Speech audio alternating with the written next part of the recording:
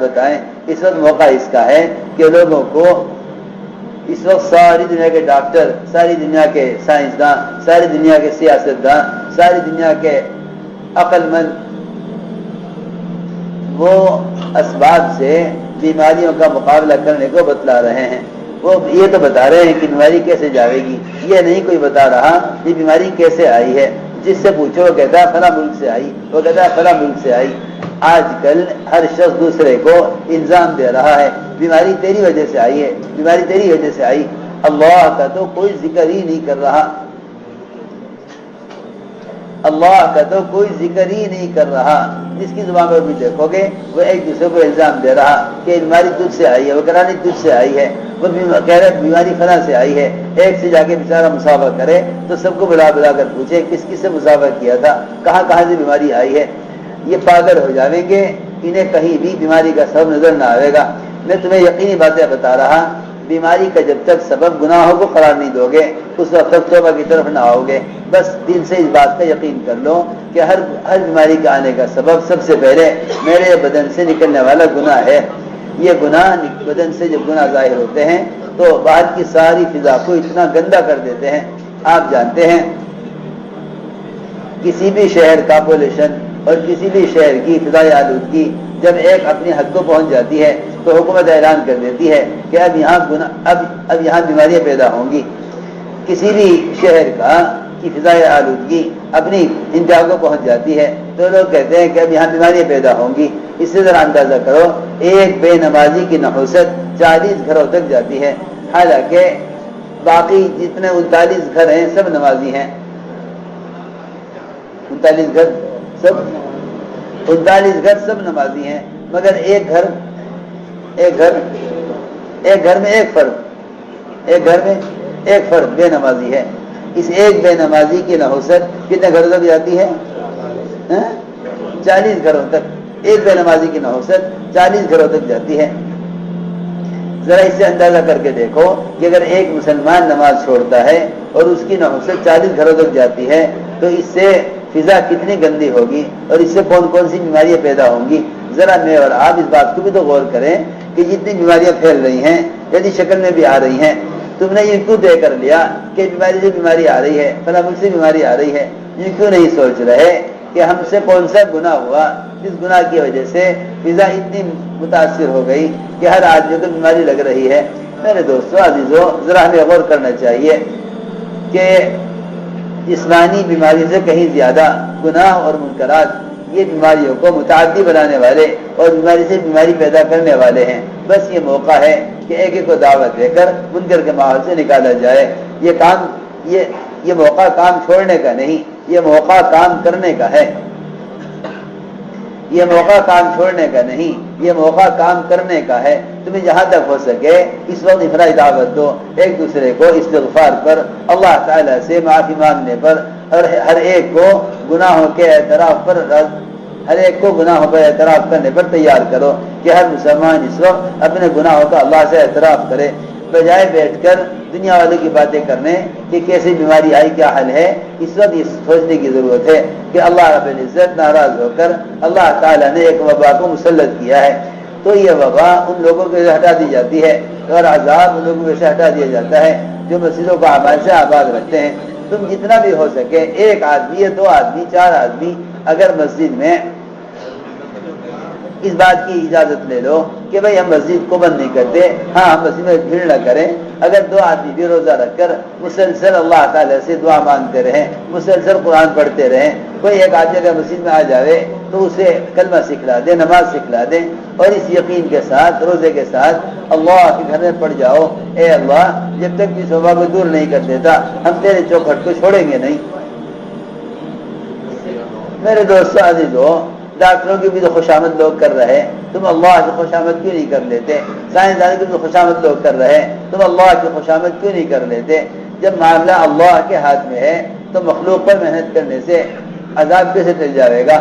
ہمیں چاہیے کہ مسجدوں میں کوشش کرو، میں نہیں کہتا کہ کسی قانون کا مقابلہ کرو، اگر قانون تمہیں مسجد سے روکنے پر آ گیا تو اللہ قانون کے مقابلے میں آ جائیں گے، مگر تم اس بات کی کوشش کرو کہ چاہے 2 ہی آدمی ہو روزے رکھ کر مسجد میں بیٹھ جاؤ۔ عورتوں کو چاہیے اپنے گھروں کے اندر روزے رکھیں۔ یہ موقع لایانی باتیں کرنے کا نہیں، اگر عذاب کے وقت میں لایانی باتیں کی جاتی ہیں یا عذاب کے آنے کے وقت میں عذاب کا مذاق اڑایا جاتا ہے یا عذاب کے آنے کے وقت میں اللہ تعالیٰ جن پر عذاب لائے ہیں ان کو غافل پاتے ہیں تو اللہ تعالیٰ عذاب کی مدت کو بڑھا دیتے ہیں۔ اگر اللہ تعالیٰ کسی عذاب کے لانے کے وقت غفلت پاتے ہیں ایمان والوں میں، یا جن پر اللہ تعالیٰ گناہوں سے ناراض ہو کر عذاب لائے ہیں، اگر ان کو عذاب کے وقت غافل پاتے ہیں، کیونکہ اللہ عذاب لاتے ہیں جگانے کے لیے، کسی کو ہلا ہلا کر بھی اٹھایا جائے اور وہ نہ اٹھے تو پھر اس کو سزا دی جائے گی۔ اللہ رب العزت جو عذاب لاتے ہیں وہ جگانے کے لیے، متنبہ کرنے کے لیے، متوجہ کرنے کے لیے لاتے ہیں۔ اگر اس موقع پر اللہ نے ہمیں غافل پایا تو اللہ تعالیٰ کی ناراضگی بڑھ جائے گی۔ یہ موقع ہنسنے ہنسانے کا، یا یہ موقع بیماریوں پر تبصرے کرنے کا، یا یہ موقع محض اسباب کے تذکرے کرنے کا نہیں ہے۔ یہ موقع اس کا نہیں کہ بیماری کہاں سے آئی، یہ موقع اس کا ہے ہر شخص اپنے گناہوں کو یاد کرے۔ یہ موقع بیماریوں کے آنے کے اسباب تلاش کرنے کا نہیں ہے، اور یہ موقع اسباب پر ریسرچ کرنے کا نہیں، یہ موقع تو اپنے گناہوں کو یاد کرنے کا ہے۔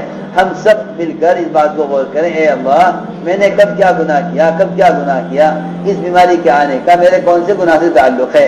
بس اتنا تمہارے سوچتے ہی اللہ تعالیٰ جان لیں گے کہ یہ میرے بندے اپنے گناہوں سے توبہ کر کے میری طرف آنا چاہتے ہیں۔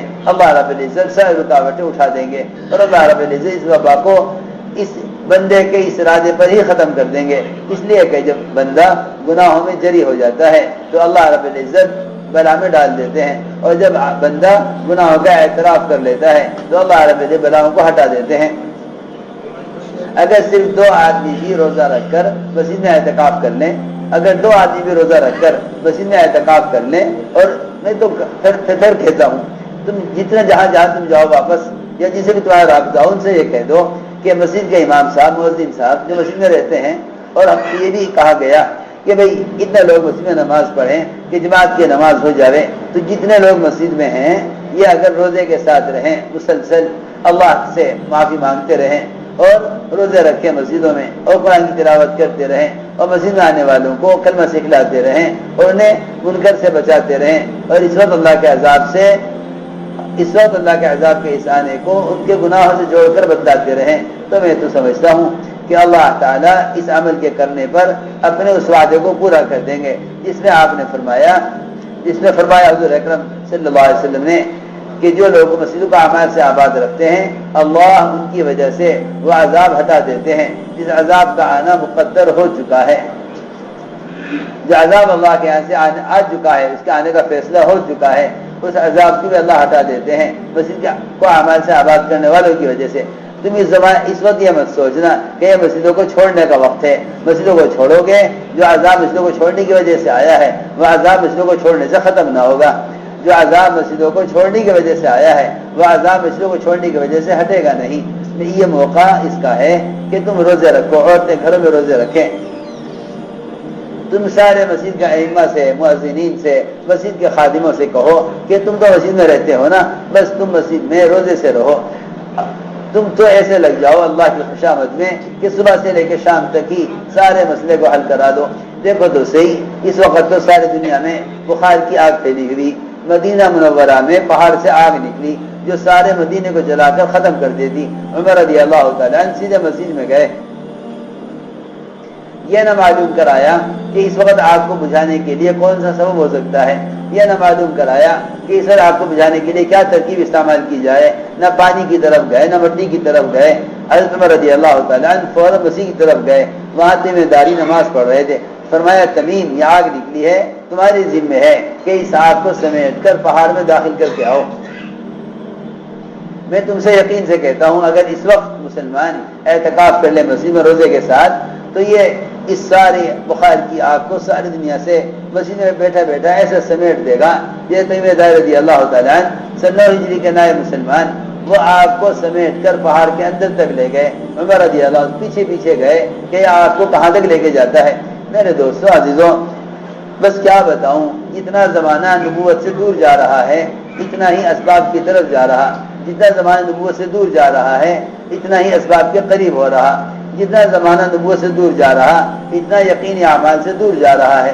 ہماری اس وقت سب سے اہم کوشش اس بات کی ہے کہ ہم ہر امتی کو یہ بتلائیں کہ دور صحابہ میں جب بھی اس طرح کی وبائیں آئیں، حضور اکرم صلی اللہ علیہ وسلم نے مدینے میں بخار آ گیا، مدینے میں بخار آ گیا، سارا مدینہ منورہ بخار کی لپیٹ میں آ گیا. سارا مدینہ منورہ